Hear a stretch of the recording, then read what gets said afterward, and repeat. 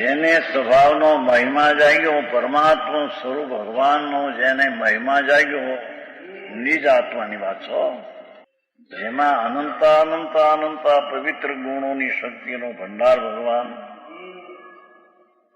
એવા નિજ સ્વભાવનો જેને મહિમા જાગ્યો, એવા સાચા આત્માથી ને એ સાચો આત્માથી. આત્મા અર્થી એટલે આત્માનો મહિમા જેને જાગ્યો એ આત્માર્થી. બીજી મહિમા બધી ઉડી ગઈ, દયાદાના વિકલ્પની, પૈસાની, આબરૂની, બધી ધૂળની. જેને ભગવાન આત્મા એકલો ચૈતન કલ્પ વૃક્ષ, એને આ સ્વભાવની મહિમા જાગી, એવા સાચા આત્માથી ને વિષય કષાયોનો મહિમા તૂટી નહીં. ધર્મી જેને સાચા મહિમા પ્રભુની લાગી છે આત્માની, એને વિષય કષાયની મહિમા તૂટી જાય છે. ચાહે તો ઇન્દ્રના ઇન્દ્રાસનો હોય, એની મહિમા પણ એને તૂટી જાય છે. અહીં તો જેની 10,000 નો પગાર ને 5,000 વધ્યા તે ખરો લાપસી. 5 લાખની મૂડી હોય પેદા થયા 2 લાખ એ ઘરે, 7,000 વધ્યા 50,000 નો ખર્ચ ગયો, 2.5 લાખ છે ને. આવું બધા દુકાનના ધંધામાં એ સમજાય.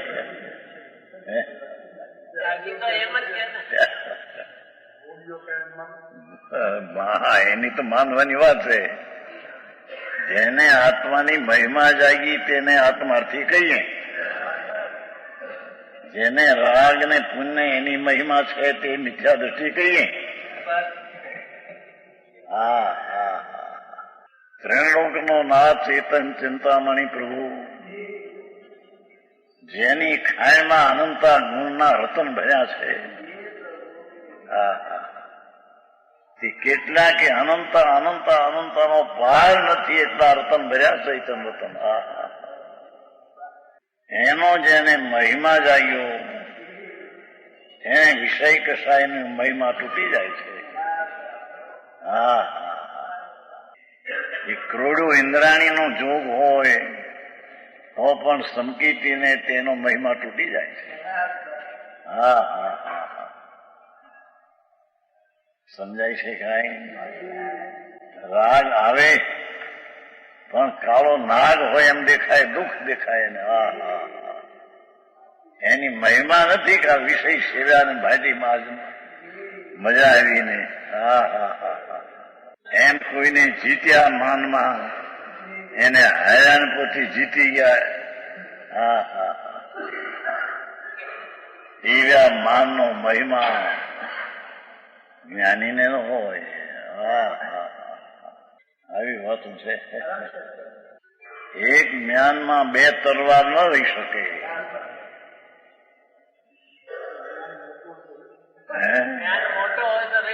મહિનો મોટો હોય ને એ જ્ઞાન જ ન કહેવાય એને.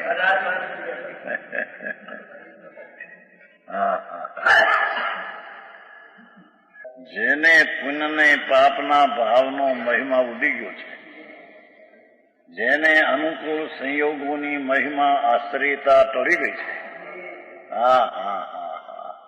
જેને ઇન્દ્રાસન મળશે એમ ખ્યાલમાં આવ્યું, કોઈએ કહ્યું તમે તો ત્યાં ઇન્દ્રમાં જવાના. જેની મહિમા અંતરથી તૂટી ગઈ છે.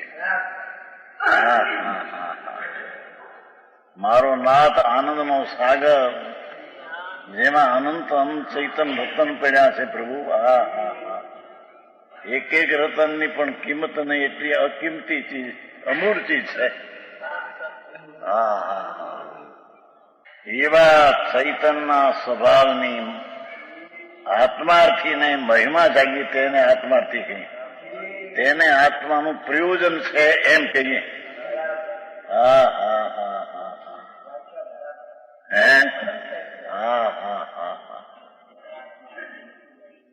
જેને સ્વભાવનો મહિમા જાગ્યો છે એવા સાચા આત્માથી ને સાચા આત્માથી ને ખોટા આત્માથી બે હોય છે. નામદારની આત્માથી છે આત્માપુ એ વસ્તુ કોઈ અલૌકિક ભાઈ. દુનિયા પાસેથી માન મેળવવું હોય, પ્રસિદ્ધિ કરવી હોય, આવડતનું બહારમાં પ્રસિદ્ધિ થાય, એને મહિમા લાગે એની, એને આત્માની મહિમા નથી. તેમના પૂછતા લાગતી હોય છે.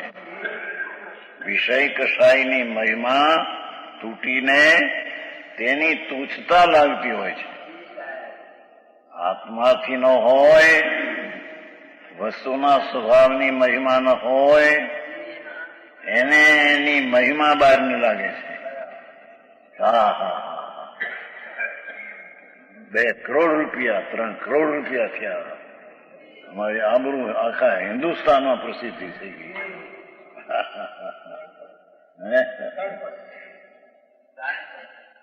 પાગલ છે. વાણીઓ કોને કેવો? વેપારી આત્મા વેપાર કરે છે. વાણીઓ રાગના વેપાર કરીને હોશ માને તે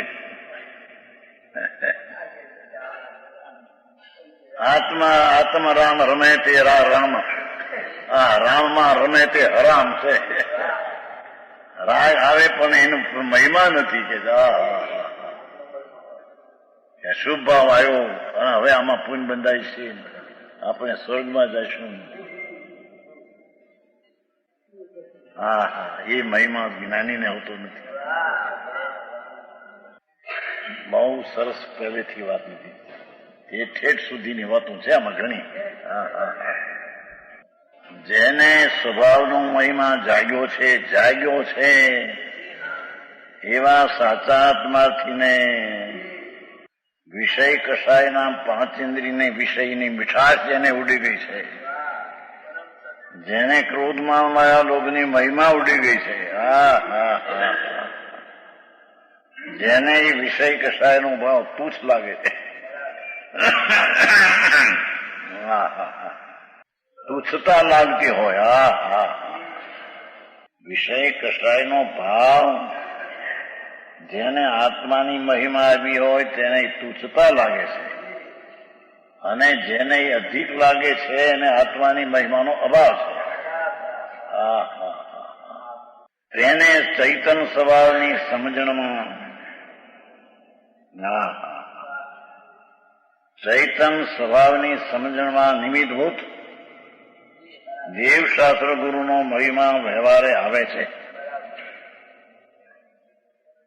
નિમિત્ત છે ને એટલે વ્યવહારે પોતાનો મહિમા છે, નિશ્ચય આવે. દેવશાસ્ત્ર ને ગુરુ છે ને ભાષા એમ છે ને, દેવશાસ્ત્ર ગુરુ તેમ. દેવગુરુ ને શાસ્ત્ર એમ નથી લીધું ત્યાં, દેવશાસ્ત્ર ગુરુ શાસ્ત્ર નથી. ભક્તિમાં બોલતા દેવ શાસ્ત્ર ગુરુ તેમ, દેવ ગુરુ શાસ્ત્ર એમ નહીં. તેથી આ 3 શબ્દો આવ્યા છે. દેવ શાસ્ત્ર ગુરુ તેમ. પહેલે નંબરે દેવ, બીજે નંબરે શાસ્ત્ર, ત્રીજે નંબરે ગુરુ.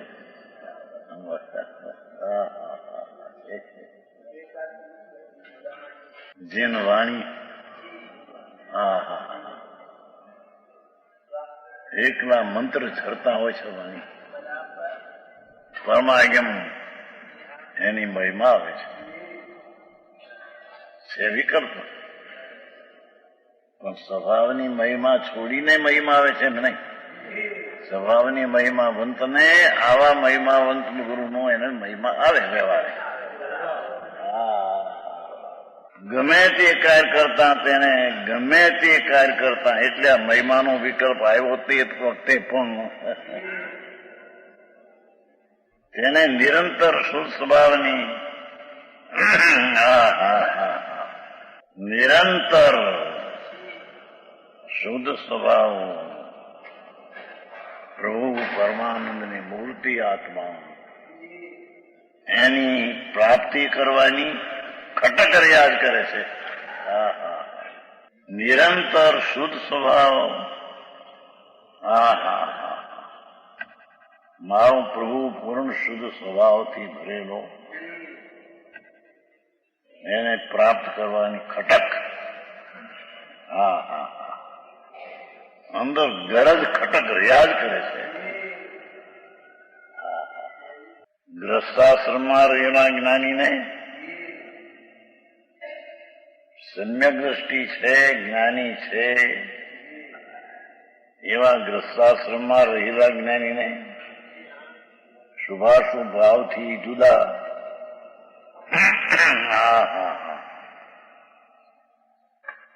એને પણ શુભ શુભ ભાવથી જુદા જ્ઞાયકને અવલંબનારી જ્ઞાયક સ્વરૂપ જે શુદ્ધ ચૈતન ઘનને અવલંબનારી જ્ઞાત્રો ધારા નિરંતર વર્ત્યા કરે છે. વિનાયકની પ્રણતિ જે થઈ શું કે છે? ગ્રસ્તાશ્રમમાં ધર્મી ભગતતા હોય છતાં એને શુભાશુભ ભાવ આવે, પણ તે કાળે પણ જ્ઞાત્ર ધારા નિરંતર વર્ત્યા કરે છે. જ્ઞાતા દ્રષ્ટાનું પરિણમન છે એ નિરંતર વર્તે છે. આવી ગયું ને આપણે 111 પ્રશ્ન. જ્ઞાન ધારા ને કર્મ ધારા 111 પ્રશ્ન છે. એક રાગ ધારા હો છતાં ધર્મીને તો જ્ઞાન ધારા કાયમ ચાલતી હોય છે.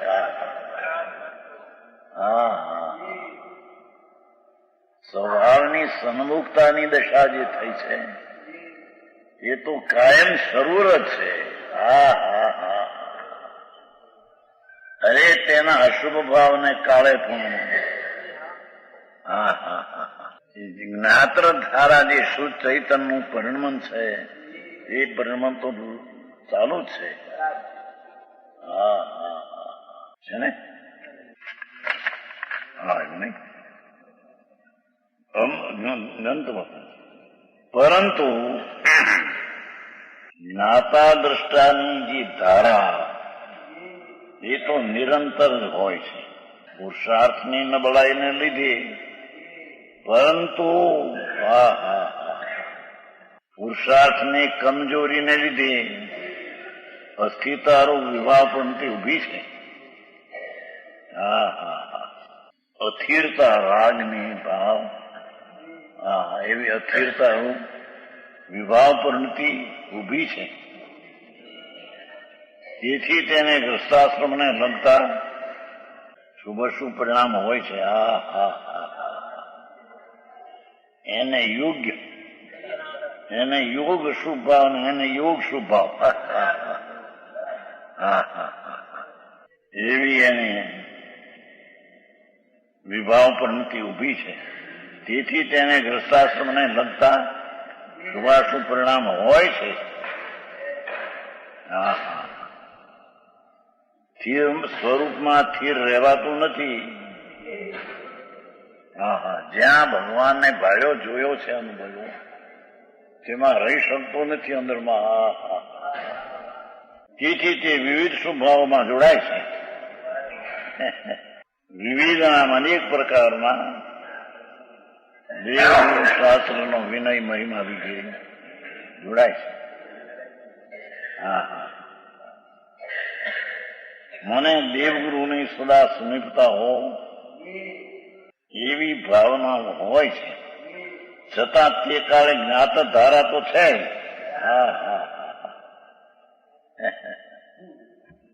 આવી વાત છે. દેવગુરુની સદા સમીપતા હો,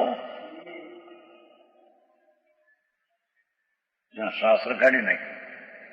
કારણ શાસ્ત્ર છે એ નિમિત્ત થઈ કે પણ પૂરતી અર્થ સમજાય પ્રમાણે કરે ને, ના તો દેવગુરુ એને સમજાવે છે. પણ એ ગુરુ મહિમાનો અર્થ ઈ શું કે છે એ સાંભળવા માટે મહિમા છે ને વ્યવહારે. હા હા હા. ગુરુના ચરણ કમળની સેવા હો, દેવગુરુની સદા સમીપતા હો, ઇત્યાદિ પ્રકારે જિનેન્દ્ર ભક્તિ. હા હા હા. જોને પ્રવર્તન સારમાં જૈન ભગવાન સંતુદાચાર્ય ગાથા વિદ્યા અનંતા ભૂતના તીર્થંકરો વર્તમાનના ભવિષ્યના અને વર્તમાનમાં ભરત ક્ષેત્રના અને મહાવિદેના. હા હા હા. બધાને એક સમૂહે યાદ કરી અને પ્રત્યેકને વંદન કરી. હા હા હા. પહેલી 5 ગાથામાં કેટલું કહ્યું છે પ્રવચન સાર. પાંચેની વ્યાખ્યા કરીને પછી એમ કહ્યું કે ઓહો એમાં ગુરુદેવ અને શાસ્ત્ર અમને સમીપ હો. હા હા. એ વખતે આત્મા તો સમીપ વર્તે છે. આ રીતે વ્યવહારે સમીપ હોય એવો ભાવ આવે છે. જૈનેન્દ્ર ભક્તિ, સ્તવન, પૂજન મોટું ગા છે. 78 મોટી છે. અને ગુરુ સેવાના ભાવો હોય છે, તેમજ શાસ્ત્ર સ્વાધ્યાયના ભાવ હોય છે. ધ્યાનમાં શાસ્ત્ર પણ ક્યાં સર્વજ્ઞ કહેલા તે એ શાસ્ત્ર એના ભાવ સ્વાધ્યાયના હોય છે. ધ્યાનના એટલે ધ્યાન એટલે એ વિકલ્પ છે એવો ભાવ હોય છે. દાનના એટલે ગુરુને કહી દેવું હાર પાણી વગેરે. હા હા એવો ભાવ હોય છે. વ્યવહારની વાત છે ને. નિશ્ચય દાન તો પોતે પોતાના સ્વરૂપમાંથી પ્રગટ કરીને રાખે તે સંપ્રદાન દાન છે. હા હા. ભગવાન અનંત ગુણનો સાગર, એમાં એકાગ્ર થઈને પર્યાયમાં જે આનંદ ને શાંતિ કાઢે અને તેને રાખે એ દાન છે. પણ આ વ્યવહાર દાનનો વિકલ્પ પણ આવે છે. હા હા હા. ધ્યાન દાનના ભૂમિકા અનુસાર, 5મા ગુણસ્થાનની ભૂમિકા અનુસાર અનુવ્રતના ભાવ પણ આવે. 12 વ્રત જે છે ને અનુવ્રત. હા હા હા. પણ જ્ઞાત્ર ધારા શરૂ છે ને આ આવે. હા હા હા. રાગ છે ને આવે હોય છે. પણ એથી એ બંધનનું કારણ છે, એ મુક્તિનું કારણ થાય એમ નથી. હા હા હા. ભાવ પાવરમાં ઘણું કહ્યું નહીં. એની 25 ભાવના મહાવરતના 16 તીર્થંકરોને આ કરવું ભાવ પાવરમાં આવે છે. સંકેતીને પણ માટે આવે છે. એ અશુભથી બચવા. મિથ્યા દ્રષ્ટિ છે ત્યાં તો અશુભથી બચવાનો પ્રસંગ જ નથી.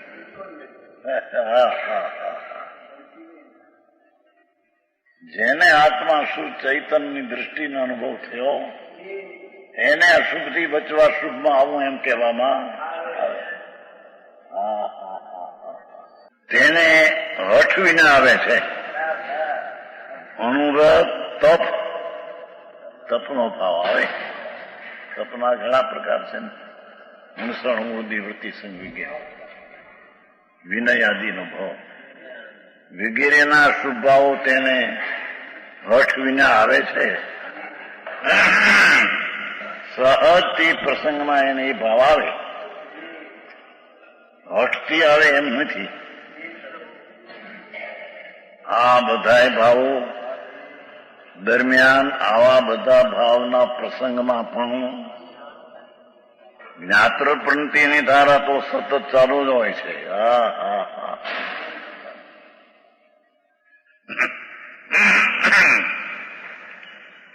જ્ઞાતા દ્રષ્ટા છે એ પરિણમન તો ચાલુ જ છે.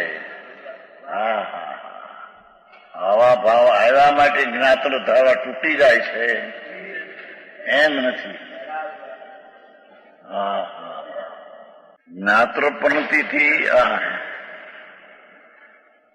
બધા ભાવો દરમિયાન જ્ઞાત પણતિથી ધારા તો સતત ચાલુ જ હોય છે. હા હા. એ ગ્રસ્તાશ્રમની વાત કરી, સંકેતીને ગ્રસ્તાશ્રમની વાત કરી. પહેલી આત્મા મનો મહિમા આવ્યો હતો એની વાત હતી. ત્રણ ડોલ લીધા. આત્માની મહિમા જેને જે આવ્યો છે એની વાત હતી. પછી સંકેતી ગ્રસ્તાશ્રમમાં રહેલાની વાત હતી. હવે મુનિરાજની વાત કરી. હા હા હા. નિજ સ્વરૂપ ધામમાં રમનારા. હા હા હા હા.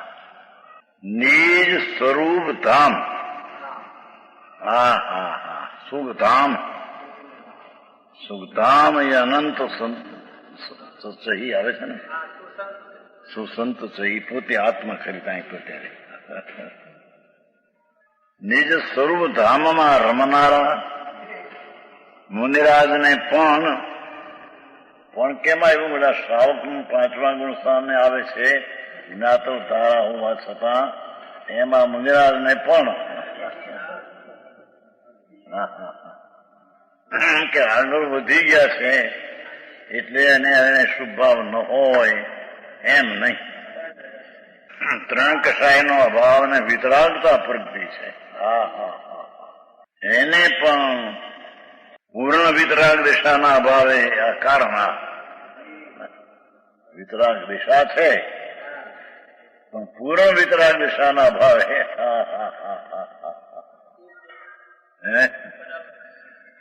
પૂર્ણ વિતરાગતા નથી એટલે વચ્ચે રાગ આવ્યા વિના. હા હા હા. વિધવિધ શુભભાવો હોય છે.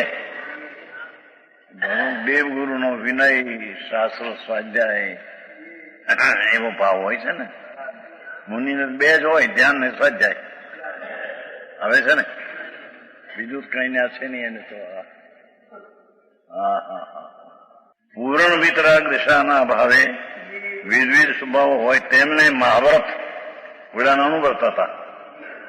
5મ ગુણ સા મહાવ્રત 28 મૂળ ગુણ, પંચાચાર વ્યવહારો, સ્વાધ્યાય ધ્યાન ઇત્યાદિ સંબંધી શુભ ભાવો આવે છે. જોયું? 5ચારના શુભ ભાવો વ્યવહારના. તેમજ જિનેન્દ્ર ભક્તિ હોય છે.